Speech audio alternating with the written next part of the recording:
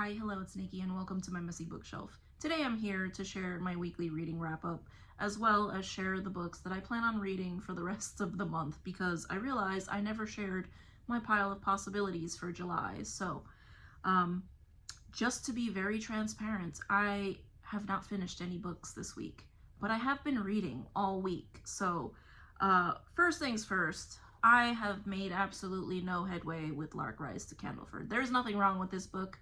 I have just been in this other book that I'm going to talk about. So I am not putting it away quite yet. I do want to continue, but it all depends on what's going on with this book that I will talk about next. So this has been my main priority for the last week or so, almost 2 weeks. So we have here Jonathan Strange and Mr. Norrell, and I had tried reading this last year. I know I've talked about it before. I had tried reading this last year and put it down because it's just so chunky. So I would not say that I am in a reading slump, but I do think that I bit off more than I could chew this summer. I have been reading nothing but big books, and I don't feel like I have the attention span to be reading lots of other books at the same time as this one in particular. So this book follows Mr. Norrell, who is the only practicing magician in mid-1800s England. And we are in the midst of the Napoleonic Wars, and as I said, he is the only magician in England, and he has made it his goal to bring magic back to England to try and help defeat Napoleon. And then we meet a new character, Jonathan Strange, a mysterious, young, charming, new magician who also practices magic. And what happens when they meet, and their different personalities, and them teaming up together to defeat the French, and how this all plays together. So I am really enjoying it. However, I just finished Shogun Part 1, Shogun Part 2, Mayflower, and then what was the other big one I read before that? I can't remember right now because all of my concentration is required for this one. So this one, I don't think I could have dived into this one after such big books that I read in the past few weeks if it wasn't such a vastly different vibe than Shogun. So there we had adventure, near mutiny, we had all kinds of political turmoil and things like that going on, and here we have a very quiet, English aristocracy setting during the time of the Napoleonic Wars, and it is vastly entertaining, don't get me wrong, but it is such a different vibe from Shogun. So I really like how unique this book is. There are footnotes, and I really think that's what's taking me longer than I wanted to read this. There are footnotes on like every other page, and of course now I can't find one. Very lengthy footnotes, so it almost is like you're reading a nonfiction. So yeah, that's footnotes related to stuff that's going on in the chapter. And I actually love the footnotes, but there are so many of them, and we keep going down all these different rabbit holes explaining. They'll mention a character or some magical being, and then we'll go down a very lengthy rabbit hole in regards to that. So this is very unique and different. I really like it, and I am going to continue with this. But as I said, it is taking me longer than I wanted to finish this. I was able to blow through the Shogun novels just because they were so action-packed, and this requires a bit more concentration for sure. So this is what I have been focused on for the past week. Moving on to what I plan on reading for the rest of the month.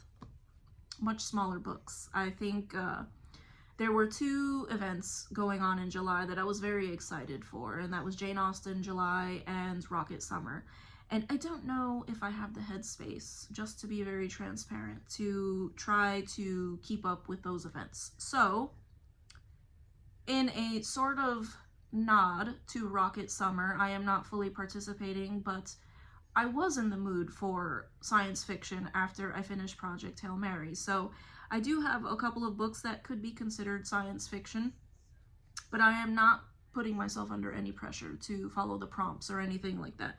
So the first one, this is one that I've been wanting to read, and I don't know if I'll get to it this month. I was hoping to, but I am planning to do a read-along once the person that was going to do it with me says that they are ready to do this. We said the end of July or the beginning of August, and that is Planet of the Apes, the OG Planet of the Apes.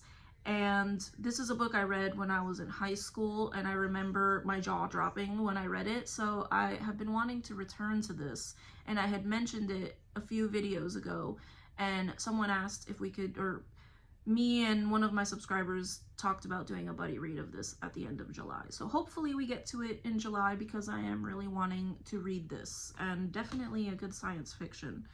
The next one is one that I have been thinking about since I bought it, and that is A Journey to the Center of the Earth by Jules Verne.